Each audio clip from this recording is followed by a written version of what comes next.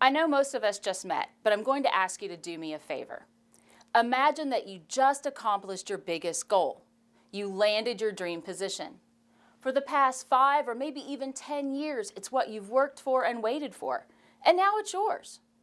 Imagine that this dream position is with an organization that has a beautiful complex. There's a miniature golf course, a laser tag arena, even a private movie theater just for you and your colleagues.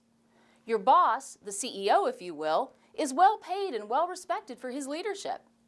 He wears fancy suits, flies on private jets, grips and grins with celebrities. He personally visited you to offer you the open position. Sounds pretty good, doesn't it? So you sign the paperwork and soon you join your new organization. But what if when you get there you find out that your boss is making millions, those around him are making hundreds of thousands, and the organization itself is upgrading facilities and remodeling offices, but you are being paid by getting to go to classes and live in a dorm room? What if you don't even get to choose your own classes, but you have to choose classes that fit the schedule that your boss has set for you? Sure, you get books for those classes, a cool roommate, and meals. You even get a couple of $1,000s for spending money, say, to cover the cost of dinner out with friends or to pay your cell phone bill. But the work you do is bringing millions of dollars into the organization because people love to watch you do your thing. Your talents are on display a couple of times a week, and people young and old are cheering you and cussing you. Some are even walking around with little booklets with your face on the cover. No, you don't get any money for those booklets with your face on the cover, but you are getting to go to that What If Harry Potter is Real class for free, remember? You're on TV, people talk about you on the radio, your name is in stories all over the internet. You have your 15 minutes of fame, but you don't have $15 in your pocket. Well, at least you're not paying to go to that class called The Art of Walking. You think maybe you'll go to work as a trainer at the new gym just down the street from your complex. No, sorry, you can't use any of your talents to make money, and you don't have the time anyway. You see, you are a Division I college basketball player, and you have to stay broke to stay eligible. But hey, there's still that sociology of Miley Cyrus class you're not paying for. Yes, there's some hyperbole here, but there's also a lot of reality. Yes, there are some college athletic facilities that have miniature golf and laser tag. Yes, college athletes can get a cost of attendance scholarship. No, college athletes can't work as trainers at gyms or even have a hit song on iTunes. And no, college athletes cannot make any money from booklets with their faces on the cover. And the one thing I know you were wondering about most, yes, those are real college classes. But the biggest reality here is that most of this is about to change. And before I can talk to you about the future of college basketball, I need to visit the past and how the NCAA has treated its players over time.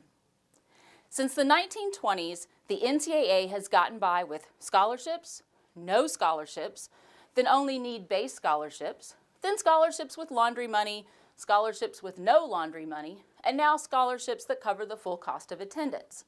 And although schools are allowed to offer 4-year scholarships, most athletes don't receive them.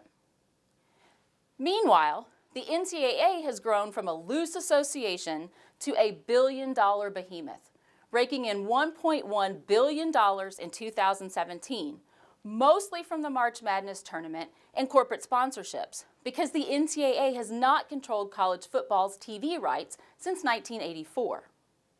Athletes are the only group of students on a college campus who can't make money. The term student-athlete was created by the NCAA's first executive director, Walter Byers, a college dropout and former sports writer. Byers wrote in his 1995 memoir that in 1955 he created this term and required that it be used instead of other terms such as players. Because college athletes are the only students on campus who can't make money, the NCAA and its member schools use the term student-athlete. But we don't have student historians or even student biologists. Economist Andy Schwartz says that foregoing pay is not what makes a college student a college student. Going to college classes is. Athletes deserve the same rights as all other students on campus. When I was a college student, I got paid to write stories about college athletes. I could get paid, but they couldn't. I wasn't bringing in any money to campus, but they were. It wasn't fair then, and it's not fair now. I've read thousands of pages, dozens of books, and studied the works of notable sports economists. There is money to pay college athletes. According to Swartz and Kevin Trahan of Vice Sports, college athletic departments act like nonprofits. They are encouraged to spend as much money as they make every year, so they will always look broke. Paying college athletes is the greatest change that you will see in Division I men's college basketball in the future. It's not a matter of if they'll get paid, it's a matter of exactly when and how. Now, before you start to think that no one's going to watch college basketball if the players are being paid, let me ask you this. Do you watch the Olympics? Those athletes are allowed to get paid and still compete. The NCAA even allows college athletes who compete in the Olympics to keep their medals and their bonuses. And although some studies, such as the one by the Washington Post in 2014, suggest that the public generally opposes pay for play, it doesn't mean college basketball will die. In other words, belief does not equal behavior. So, as long as a fan has a strong allegiance to a team, the fan base will remain loyal. Fans are not likely, according to research, to change teams just because players are being paid. So, what is pay for play going to look like? I think there are three likely scenarios, and I'll describe each one of them briefly. First, there's what we call name, image, and likeness. Did you know that when a high school basketball player, usually 17, signs the paperwork saying that he will attend a particular university and play NCAA basketball, he signs away his name, his image, and his likeness forever and throughout the universe. This means he no longer owns his own name or his likeness. So, if we colonize Mars in the future, he can't sell a t-shirt with his name or his face on it to Earthlings or Martians. However, the Ninth Circuit Court has opened the door by essentially saying that not allowing players to make a penny over the cost of attendance is unreasonable under the Sherman Antitrust Act. There are a few pending lawsuits right now where athletes have sued the NCAA. And although the court system has yet to force the NCAA or schools to pay athletes, each of these cases seems to bring that closer and closer to reality for all athletes in all sports across all divisions. The second way that athletes could be paid is if schools or conferences, such as the Power Five, decide to pay the athletes. The Power Five conferences are the richest and most dominant conferences in the NCAA. They are the SEC, the Big Ten, the Big 12, the ACC, and the Pac-12. In 2014, the NCAA gave these five conferences the right to make their own rules, according to the NCAA's website. The Power Five conferences are in the best position to pay players because they have the most money. USA Today's Steve Berkowitz reported that in 2018, Ohio State, Alabama, Michigan, Texas, and Texas A&M had a combined operating revenue of over $1 billion. Sports economist Dave Barry suggests that the Power Five conferences could pay athletes by using revenue sharing. For example, the NBA uses revenue sharing and pays its players about 50% of its revenue.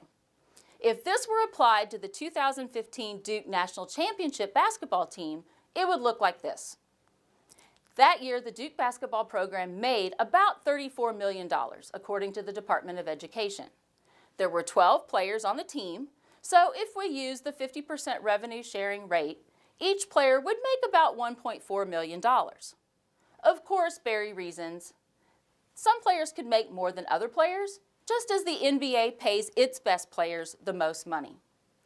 Also, the Power Five conferences could just decide to allow players to make money from their name, image, and likeness.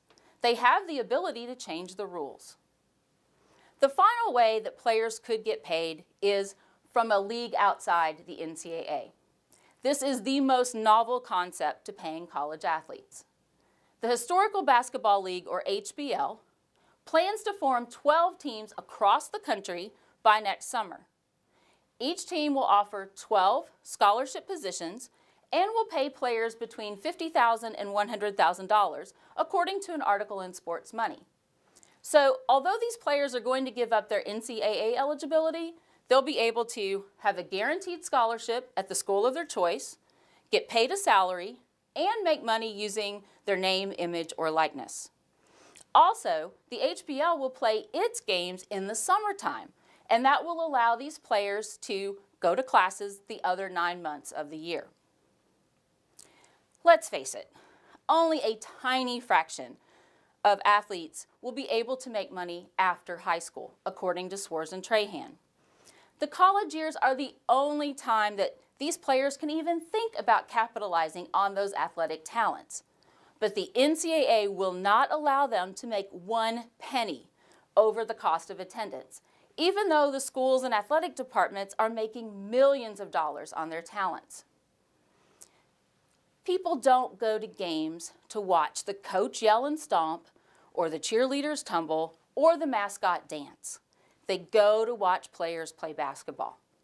And these talented athletes, many of whom could use the money to help their families, cannot capitalize during this time.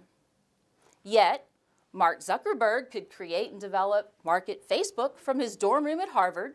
Jodie Foster could make movies while she was a student at Yale. And American Idol's Scotty McCreery could chart songs on Billboard while he was studying at North Carolina State.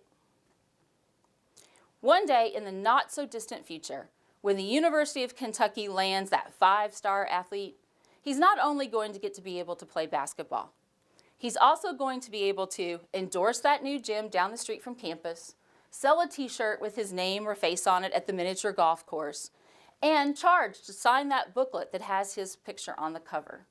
He'll also still get to take that Vampires, the Rise of a Sexy Monster class for free. And yes, that is a real class at UK.